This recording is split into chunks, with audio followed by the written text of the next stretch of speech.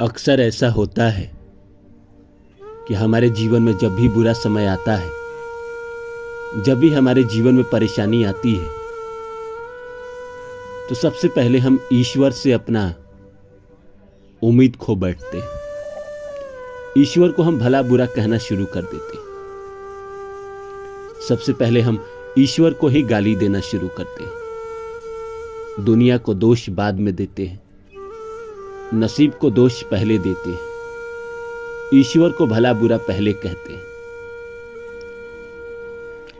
लेकिन समझने वाली बात यह है कि ये जो घटना आपके साथ घटी, क्या ये ईश्वर ने आपके साथ किया है या ये आपका ही प्रारब्ध था, अपना ही आपका संस्कार था पिछले जन्म का, जो इस जन्म में आपके पास आया है। लोग कहेंगे कि नहीं, जब सब कुछ ईश्वर ही कर रहे हैं तो मेरे जीवन में जो मुसीबत आई, मेरे जीवन में जो परेशानी आई, ये भी तो ईश्वर ही लेके आया।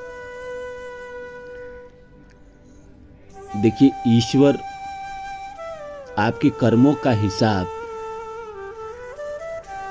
ईश्वर नहीं करते। आपके अपने ही कर्म थे, उसके सुख या दुख आपको भोगने पड़ेंगे। ये किसी जन्म के आपके ही कर्म थे जो आपकी जिंदगी में इतनी बड़ी मुसीबत आई। हम मुसीबत के समय में ईश्वर पे भरोसा रखने के बजाय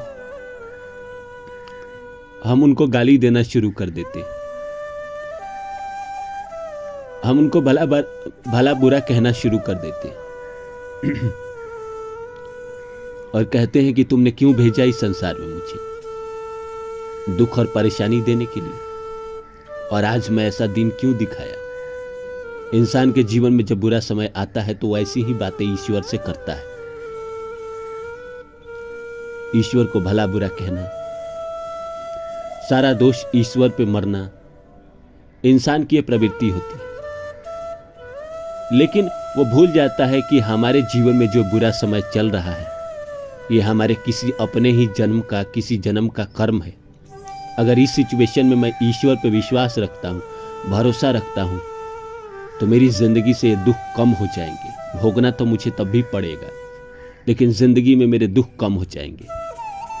आज का जो कोटेशन है, उस व्यक्ति का विश्वास अपने प्रभु पर हर परिस्थिति में बना रहता है। ईश्वर भी उस व्यक्ति का विश्वास किसी भी परिस्थिति में नहीं तोड़ते। तो आइए इस सब्जेक्ट को समझते हैं।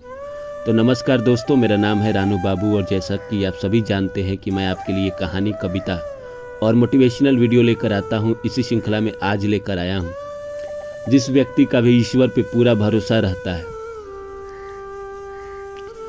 ईश्वर भी उसे हर मुसीबत से बचाते हैं। तो आइए सब विषय को समझते हैं। शुरू करें इससे पहले आप सभी से आग्रह है कि आप मेरे चैनल को सब्सक्राइब कर दें और जितना हो सके शेयर करें।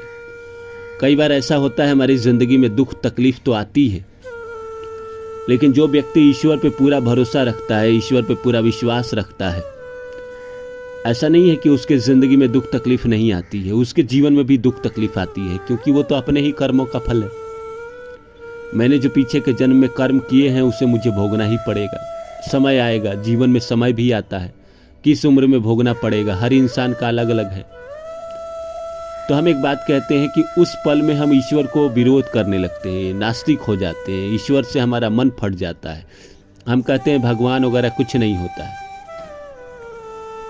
लेकिन हम उल्टा करने लगते हैं। वही बात है ना, जो जीवन में दुख जितना मिलना रहता है उतना मिलता ही है। अगर इंसान भगवान पे भरोसा बनाए रखे और दुख काटता रहे तो उसके दुख कम हो जाते हैं, लेकिन होता उल्टा है। आपके जीवन में जैसे ही दुख आता है, सबसे पहले आप भगवान के विरोधी हो जाते हैं, मंदिर जाना छोड़ देते हैं, भगवान का नाम लेना छोड़ देते हैं। आपको लगता है भगवान का नाम मैं क्यों लूं, जब भगवान ने ही मेरे जीवन को नरक बना दिया, तो भगवान का नाम मैं क्यों लूं, जबकि करना उल्टा चाहिए।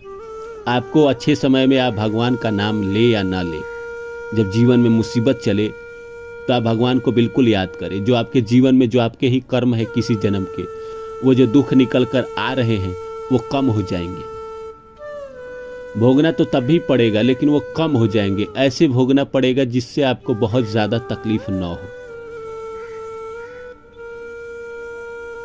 सही उपाय क्या है? कई लोग बोलते हैं कि हमारे जीवन में, मान लीजिए हमने पीछे के जन्मों में कोई पाप कर दिया, इस जीवन में उसका फल आ रहा है, तो मैं ऐसा क्या उपाय करूं? कुछ उपाय मत करिए, आप उस कर्म को भोग लीजिए। फिर उपाय करेंगे तो आगे के जीवन में भोगना पड़ेगा, उसे पूरा भोग लीजिए, अपने आप खत्म होने दीजिए। कई लोग कहेंगे कि मुझे अलग अलग प्रकार की बीमारी हो जाती है। बीमारी हो जाती है तो देखिए उसका भी समाधान है ना, डॉक्टर है, इलाज कराया जाता है। जब छूटना होता है, जब ईश्वर की मर्जी होती है, जब आपके पीछे के जन्म के कर्म खत्म हो जाते हैं तो अपने आप छूट जाते हैं। लेकिन तब तक तो आपको बीमारी का इलाज कराना ही पड़ता है, उतना पैसा डॉक्टर को देना ही पड़ता है। मेरा मानना यह है कि हर परिस्थिति में, देखिए आपका अच्छा समय चले या बुरा समय चले, आपको जीवन में भगवान पे हमेशा भरोसा बना के रखना चाहिए। कई बार ऐसा होता है कि बहुत बुरा चलता है तो कहाँ से भरोसा बना के रखे, मन तन सब हार जाता है, इंसान निराश हो गया रहता है, तो भरोसा बनाना बड़ा मुश्किल हो जाता है। लेकिन फिर भी पुकारना तो उसी को पड़ता है ना, पुकारना तो उसी को पड़ता है।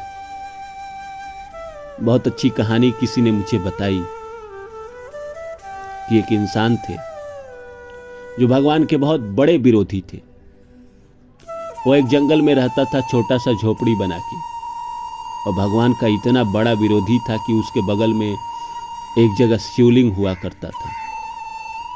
वो रोज जाकर शिवलिंग को मारता था हथौड़े से, और फिर आता था और तब भोजन करता था। अगले दिन जब भी वो भोजन करने बैठे या कुछ भी काम करने बैठे तो उसे याद आता था कि उसने शिवलिंग को मारा नहीं। वो फिर जाता था और 4 हथौड़ा मार के आता था, बैठता था। ये सिलसिला चलता रहा सदियों तक, वो रोज मारता। एक दिन जैसे ही वो शिवलिंग को मारने पहुंचा, भगवान शिव उसके सामने प्रकट हो गए और बोले, बोलो क्या चाहिए तुम्हें?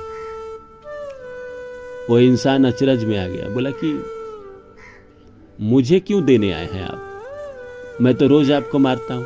पहले तो उसे विश्वास नहीं हुआ, बोला कि आप भगवान हैं? भगवान शिव ने कहा, हाँ मैं भगवान हूं।